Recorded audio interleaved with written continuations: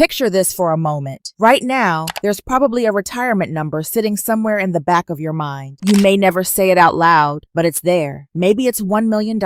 Maybe it's $2 million. At some point, you read an article, watched a video, or heard someone mention that number, and ever since then, you've been measuring your financial progress against it. But there's a good chance that number is much higher than it actually needs to be, not because you're bad at math, but because the formula behind it leaves out some of the biggest pieces of the retirement puzzle. It ignores Social Security. It often leaves out pensions, rental income, or any part-time income you may earn after retiring. It assumes you'll spend exactly the same amount at age 82 that you spend at age 62. And perhaps most importantly, it was built to survive one of the worst market environments in U.S. history, not the one you're most likely to experience. Once you factor those missing pieces back into the equation, the amount you actually need could be hundreds of thousands of dollars lower. And the math only takes about 5 minutes. Let's walk through it. The formula you've probably heard before is the 25x rule. The concept is simple.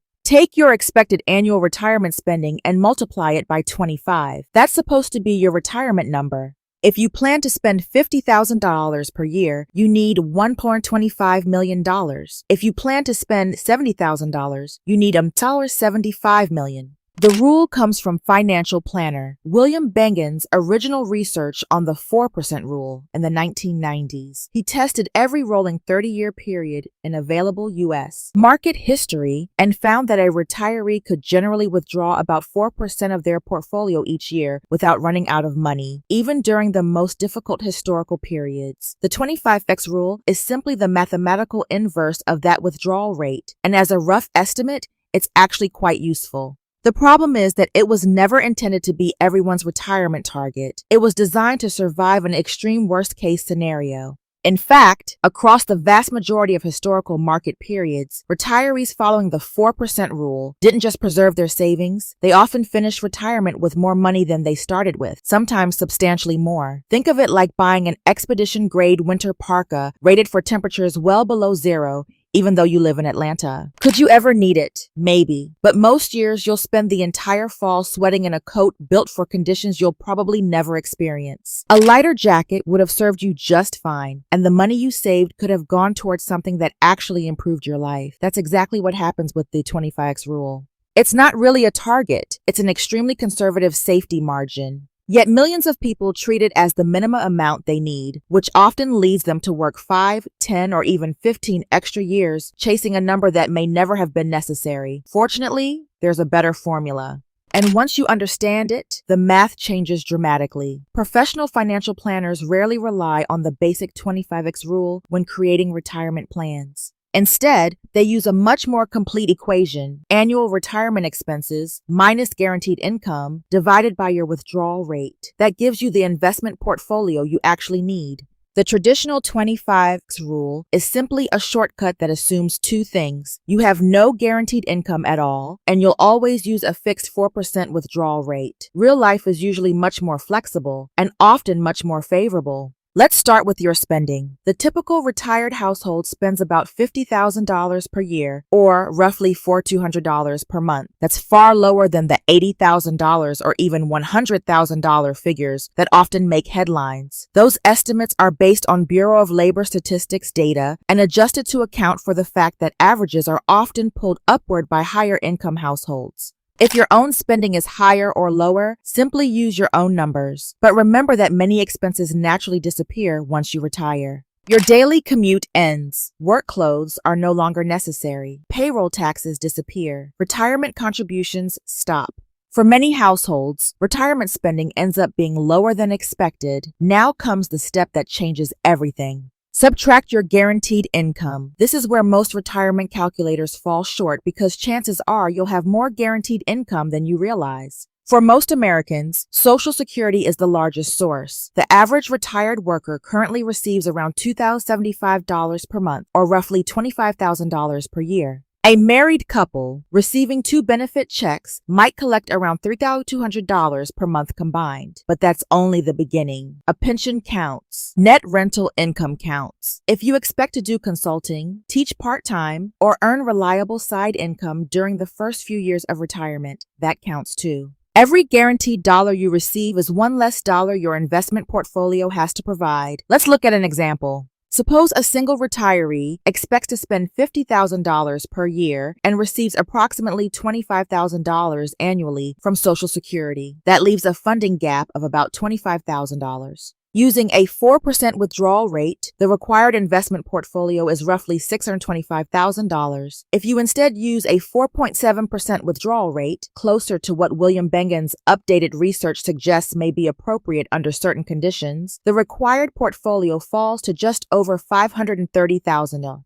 Compare that with the traditional 25x rule, which says you need $125 million. The difference is roughly $600,000 to $700,000. For many people, that's several years of work they may not actually need. The numbers become even more dramatic for couples. According to Bureau of Labor Statistics data, households between ages 65 and 74 spend roughly $65,000 per year on average. Now assume they receive 2 Social Security checks totaling about $38,400 annually, along with $10,000 in net rental income. That's $48,400 of guaranteed income before they withdraw a single dollar from their investment portfolio. Their remaining spending gap is only about $16,600. At a 4% withdrawal rate, they'd need an investment portfolio of roughly $415,000. Yet the traditional 25x rule would tell them to save $625 million. That's a difference of more than $1.2 million. And suddenly, the question changes completely.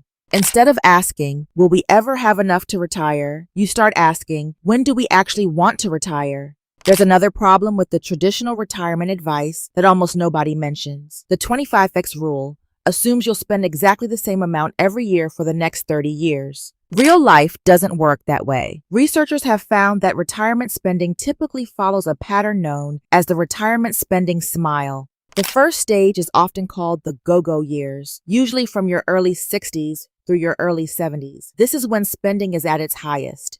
You finally take the vacations you've been postponing for decades. You renovate the house. You spend more time with family. You say yes to experiences you've been waiting your whole career to enjoy. Then comes the second stage, sometimes called the slow-go years. By your mid-70s and into your early 80s, spending naturally begins to decline. You drive less. You eat out less often. You're no longer replacing work clothes or commuting every day. Payroll taxes disappear. Retirement contributions stop. Those changes alone can reduce your annual spending substantially. According to Bureau of Labor Statistics data, households over age 75 spend roughly 20 to 25% less than the average American household. Finally comes the later stage of retirement. By your late 80s and beyond, many everyday expenses continue to decline. Healthcare expenses can certainly increase, but overall spending often trends lower than it did during the first decade of retirement. That's why treating retirement as one single 30-year expense can be misleading. Instead, you can plan for retirement in phases, and when you do, the numbers often become much more manageable. Imagine you retire at age 62, but decide to claim Social Security at age 67. Those first 5 years become your bridge period. Suppose you expect to spend $55,000 per year during that time. Because Social Security hasn't started yet, you simply set aside 5 years of spending, about $275,000, in cash and short-term investments. That's not a withdrawal rate calculation. It's simply 5 years of planned expenses. Once you reach age 67, everything changes. Your annual spending drops to around $42,000. Social Security begins paying roughly $25,000 per year. Now, your investment portfolio only needs to cover about $17,000 annually. Using a 4% withdrawal rate, that requires an investment portfolio of roughly $425,000. As retirement continues into your 80s, spending typically declines even further, meaning you're withdrawing less each year and allowing your investments to last even longer. That's the retirement spending smile working in your favor. Now combine the two pieces. Your 5-year bridge fund is approximately $275,000. Your long-term investment portfolio is roughly $425,000. Together, that's about $700,000. Compare that with the $1.375 million the traditional 25x rule would recommend based on your highest expected spending. planning, retirement in phases can cut your target nearly in half while still giving you a practical strategy grounded in real-world data. If you're someone who likes working through the numbers instead of relying on assumptions, take a second to like the video and subscribe. It helps more people discover practical retirement strategies, and we've got plenty more to cover. Now, everything we've discussed so far paints a much more realistic picture of retirement planning. But even the best formula only works if you prepare for the biggest risks that could affect it. The first is Social Security. Current projections suggest the Social Security trust funds could face funding shortfalls in the coming years. If Congress makes no changes, future benefits could be lower than what's currently scheduled. A smart way to stress test your retirement plan is to run the numbers twice. Calculate your retirement goal once using your full estimated benefit, then calculate it again assuming a reduced benefit. For someone spending $50,000 per year, that adjustment could increase the required portfolio from roughly $625,000 to around $770,000. That's still well below the $125 million suggested by the traditional 25x rule, but it's a difference worth planning for.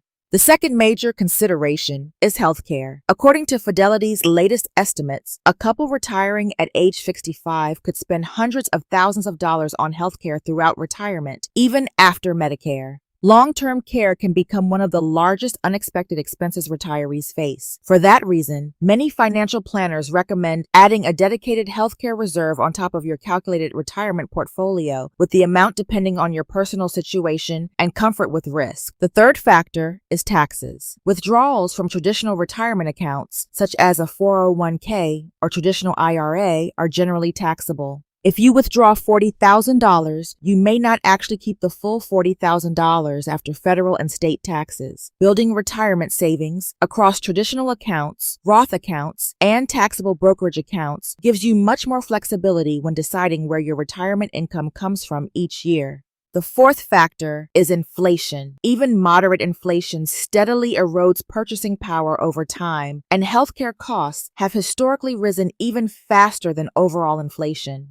The traditional 4% rule assumes your withdrawals increase with inflation each year, but that only works if your investments continue growing over the long run. Moving your entire portfolio into low-growth investments simply because you've retired can create a different kind of risk, the risk that your money won't keep up with rising living costs.